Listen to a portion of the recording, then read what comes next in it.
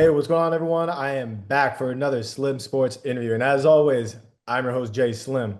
And joining me again, once again, on the Slim Sports podcast, a 601 guard out of USC Upstate that has been a lights out scorer all the way back to his high school games where he was player of the year in high school, went on to college. You see the FSW jersey behind me. He lit it up there, lit it up in the Big South, and is now entering the portal to take his talents to an even higher level where once again he is going to be one of the top scorers, just as he has always been. Ladies and gentlemen, Karmani Gregory. What's going on, man?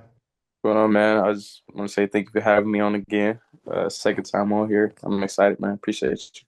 Hey, absolutely, man. Always got to hype you up, show off what you've been able to do throughout your career. And I want fans, viewers that are just now getting to learn your name, see your face for the first time, to get to learn about the accolades you've been able to get and the success that you've had throughout your career in a quick segment that I like to call Resume Rundown, where I'm going to show off what you do best by doing what I do best, and that's making some graphics. Start off this past season where you were 2025 All Big South honorable mention, had an incredible year. You were Big South Player of the Week on February 9th after lighting it up. I believe you had 29 points going against Charleston Southern.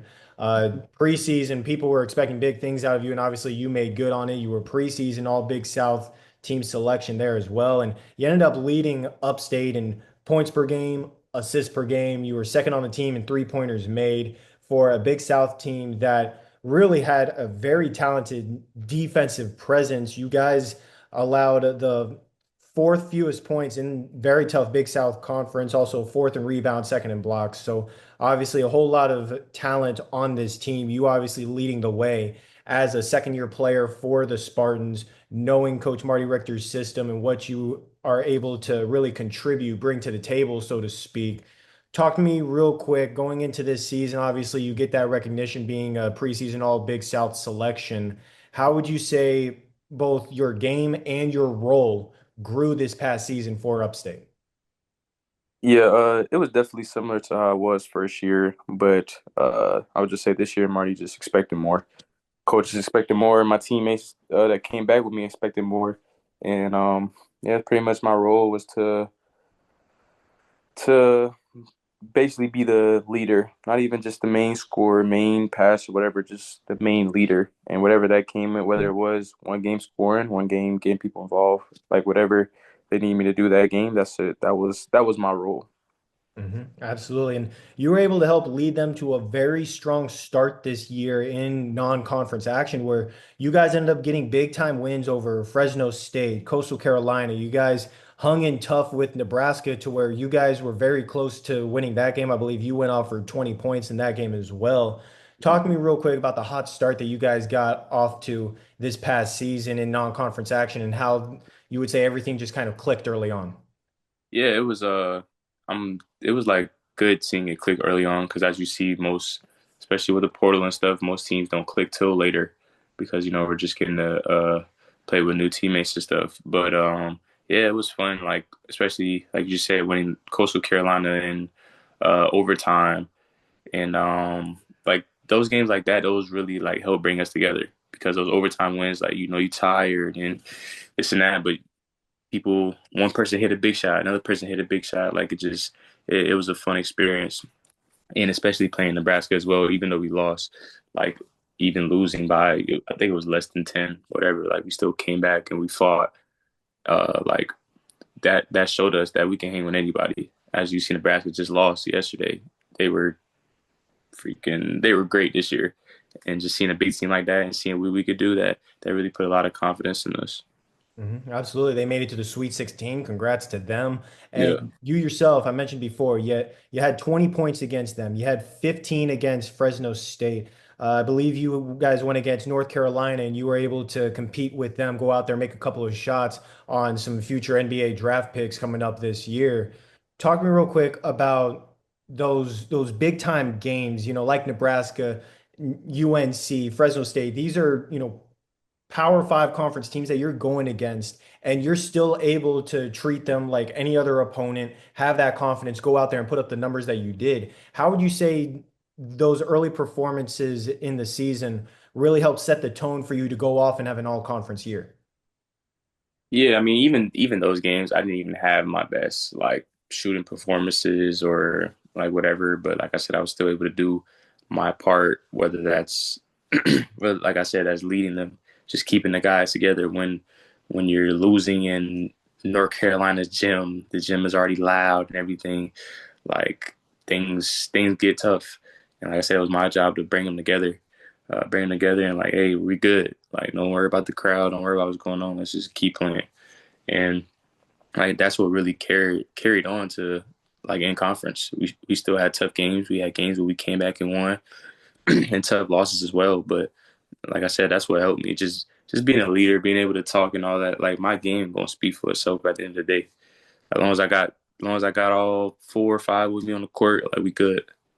Yeah, there you go. And obviously, you were able to score at will, doing what you do best. And as always, you put up some big time highlights every single season. And we're going to get back to a nice little segment that we got to do last time I had you on that I like to call Make That Play, where I'm going to show off what I feel like were your top three plays from this past season. But as Yeah. you well know, I'm just a stats guy, I'm just a fan of the stands. You're the one on the court doing what you do best. So, what would you say was your best play from this past season? Best play, bro. I never remember plays, bro. I ain't gonna lie though. One of my favorite ones was the three I hit at North Carolina.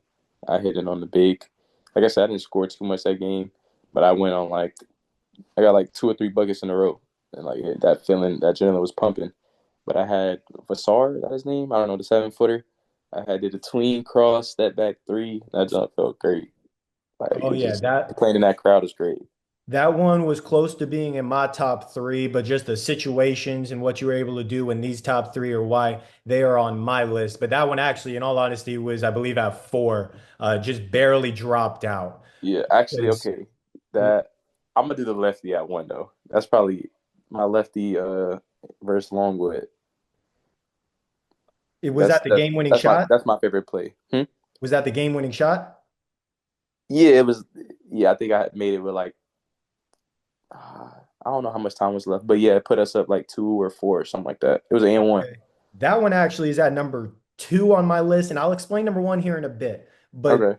I'm going to start off at number three, where you forced overtime against Coastal Carolina with a full court drive. Just obviously, time winding down. You got about 15 seconds left on the clock. You go down the entire court, slice through the defense like Swiss cheese, get to the rim, and force overtime. Go on and beat Coastal Carolina in that game, doing what you guys do best. So showing that speed, that agility that you had, and that ability to come up in the clutch. And you showed that once again against Longwood, as you just mentioned, that game-winning shot where that really helped clinch things. You guys were already up by two with the clock winding down, but there was still enough time for them to go and score. You know, if you get this Mhm. bucket, you guys grab this win, and you were able to use the pick to drive down the right lane, force the defense to switch. You have a nice little up and under shot. You mentioned right there the lefty shot made Yeah. that game winner. Ended up getting another dub on the record books. And then number one, I have this primarily because you just broke this dude's ankles entirely. Hit a nice little step back three going against Winthrop, where Mm, you ended up okay. Okay. driving from half court to the 3 point line, got about a step or two in, hit that little crossover step back, and he went flying. You could see the reaction from your bench. They loved it. And you ended up cashing in the three to complete the highlight play right there. So Yeah, I know you're talking about. Yeah. obviously just three of an insane amount of plays that you had this past year where you were able to come up big in big time moments for your team. And you grew your points per game even further this past season by, I believe, 4 points more than they were a year ago. Up your 3 point percentage also. You averaged 15.6 points per game, shot 33% from beyond the arc, averaged around 2 rebounds, 3 assists per game as well.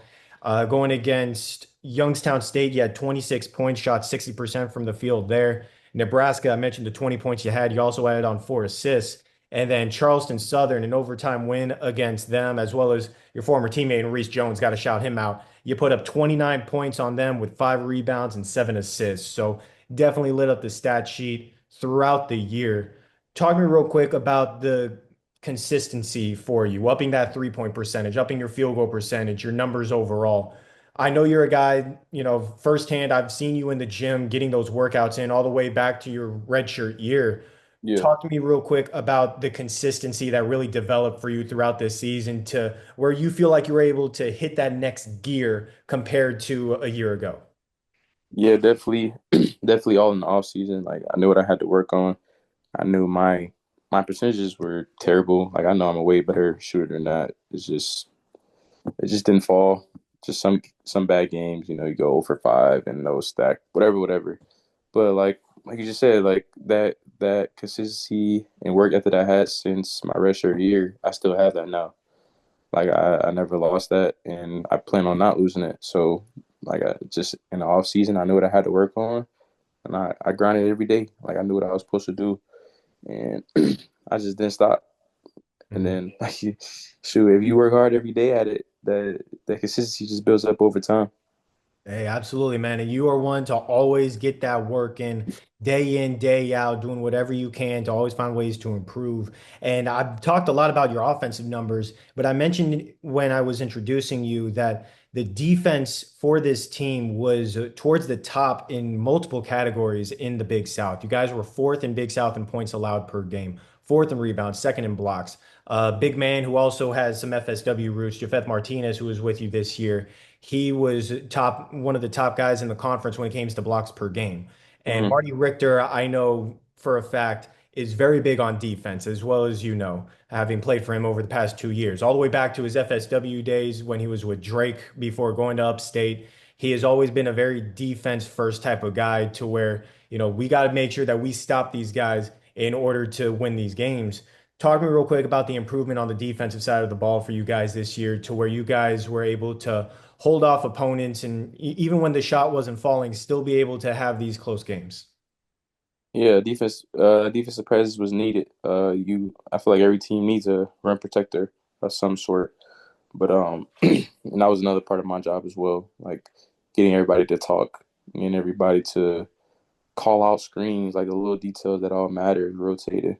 But like you said, having Jafet, Cohen, um, even Braylon was more of a rebounder, but Cohen and Jafet, like both of them are great rim protectors, and you need that. Like where it's our job as guards, pressure the ball, blah blah blah. We make mistakes and we trust them to block the shot or at least contest it.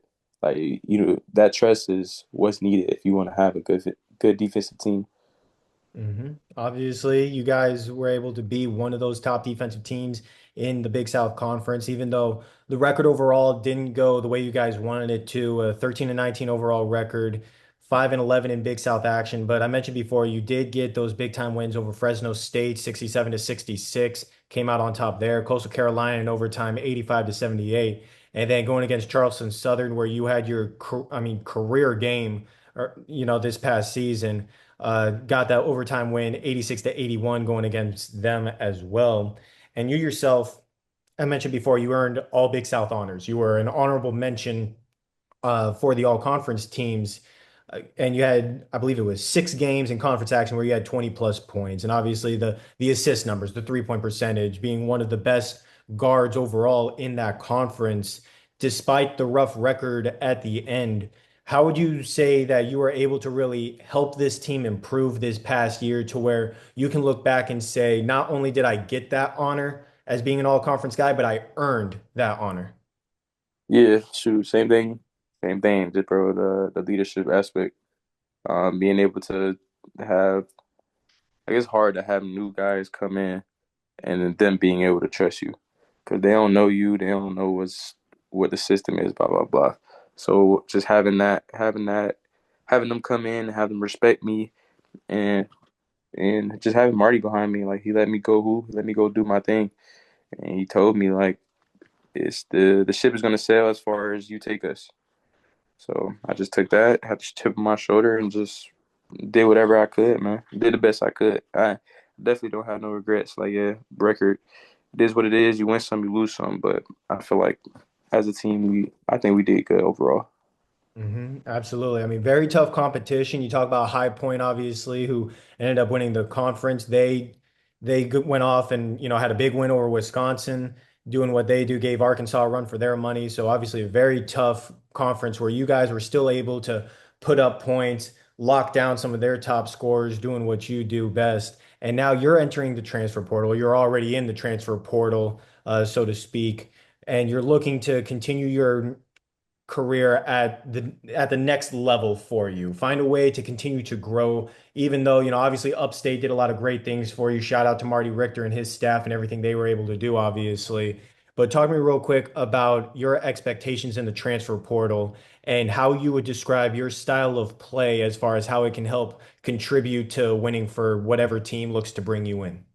Yeah, expectations wise, I mean, I want obviously you want the best of the best, but I'm not sure. I don't know what's to come. I just pray. I I know God to put me in the right position, so I don't even expect nothing. I'm just let my managers, agents, whatever, let them handle it, and whatever's supposed to be. But regarding like my style of play, I would say a combo guard, but really any really like anything the coach wants me to do, I'll do. If he wants me to score and get people involved, I could do. I would say my main thing is being able to do both, which is hard to do. I can score and get people involved, so I would say like that's my main. But I can do both. Whatever the coach need me to do, I can do. I'll just say that. Hey, there you go, man. Obviously, a team first player, and I know you like to give credit to your teammates. We mentioned Jafeth earlier. You mentioned your other big man. That was a great rim protector. Yeah, And, we've talked about the team and how they were able to do this past season. And I want to give you a chance once again, just like I did last time I had you on, to shout some people out on the podcast, whether it's current teammates from Upstate, past teammates from FSW, or other guys at the D1 level altogether. In this segment that I like to call Who's Up Next? So they can come on, talk about their careers, tell their stories, just as you're doing now. So who would you say is next up on the Some Sports podcast? you said name three. You can name you can give me a Everybody. decent amount. I'll say Japheth. You ever heard of Japheth before? I had Jafet on last year also, but Okay, definitely got to get him on again this year. He had some big time highlights to show off as well, just as you not did. facts. Yeah, get Japheth, get Reese, Hmm. get Jay Sean, get Dez.